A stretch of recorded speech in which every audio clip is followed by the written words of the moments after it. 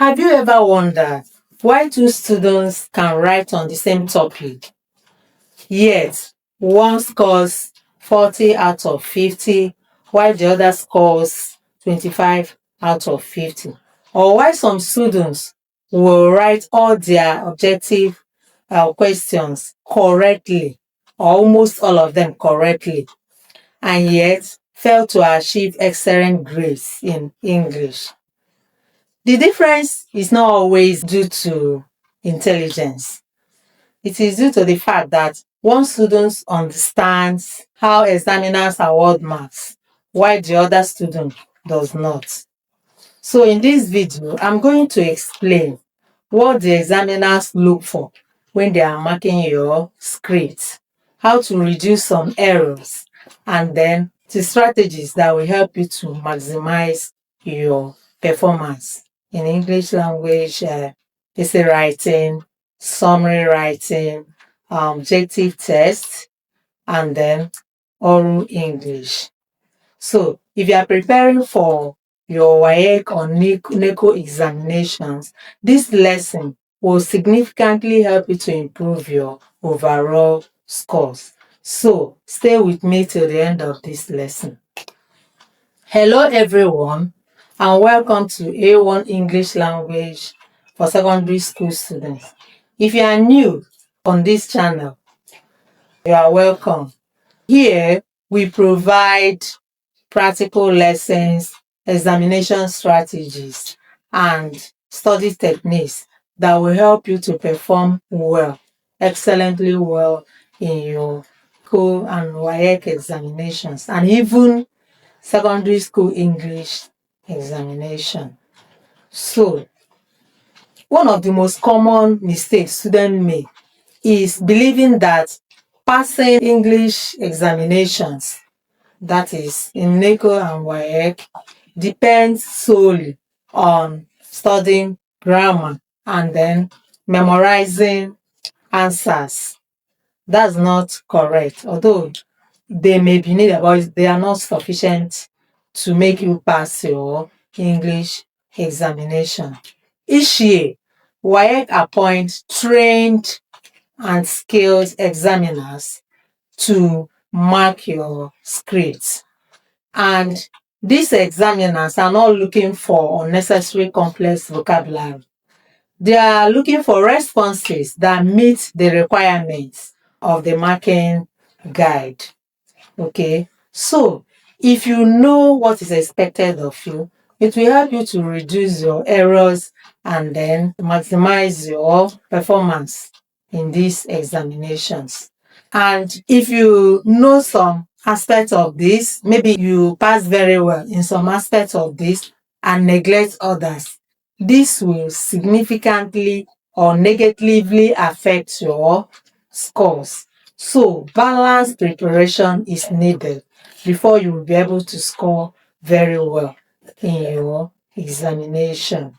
In this lesson, I'm going to give you the way examiners award marks in the English examination and show you how to improve your score.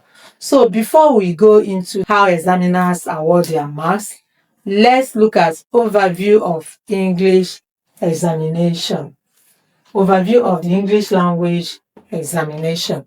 English language examination consists of, like I have said before, consists of essay writing, summary writing, objective test, that is letters and structure, and oral English.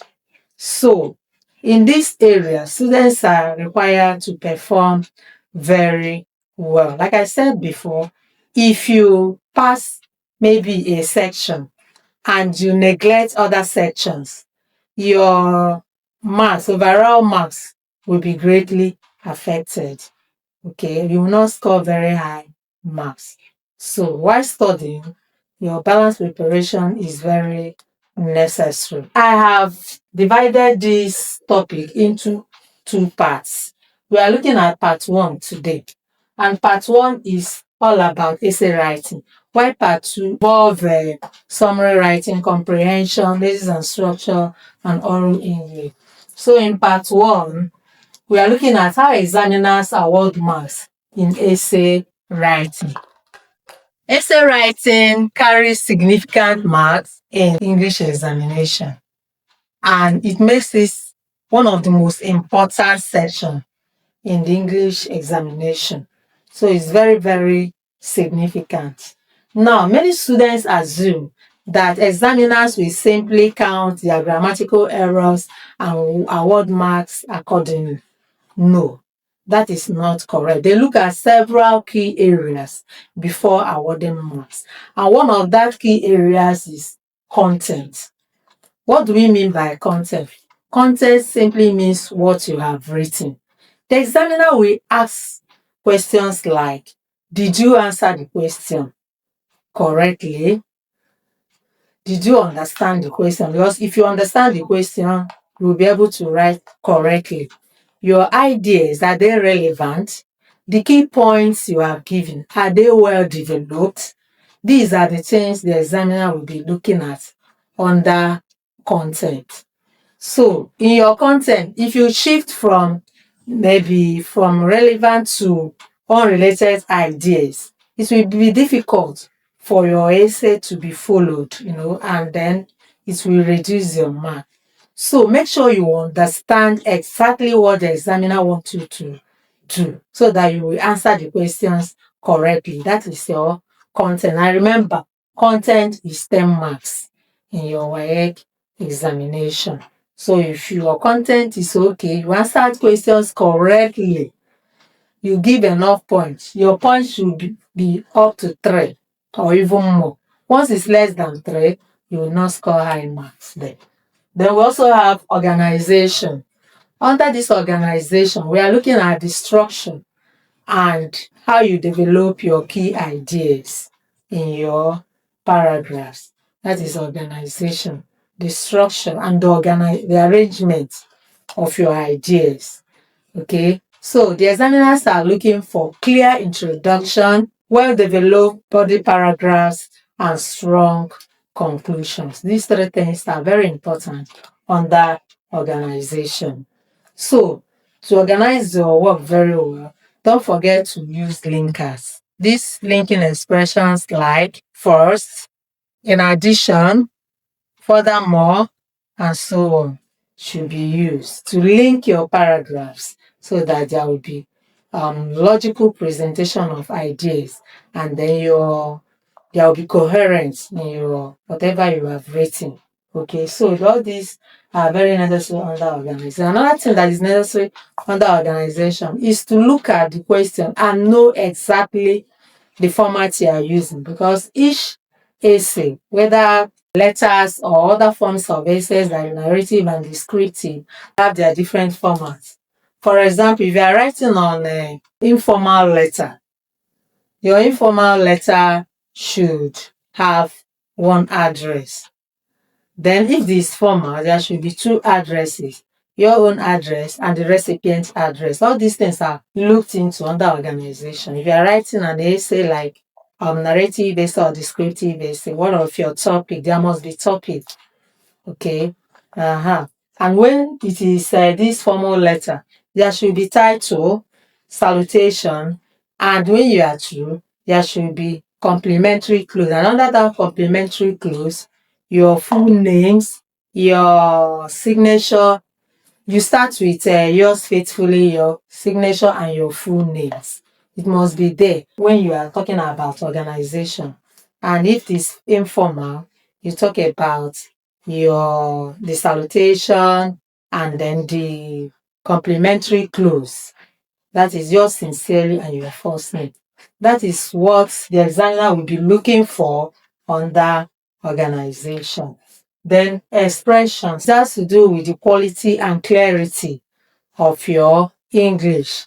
Examiners award marks when the sentences are clear, correct, and appropriate. They are not looking for all these complex, unnecessary vocabularies.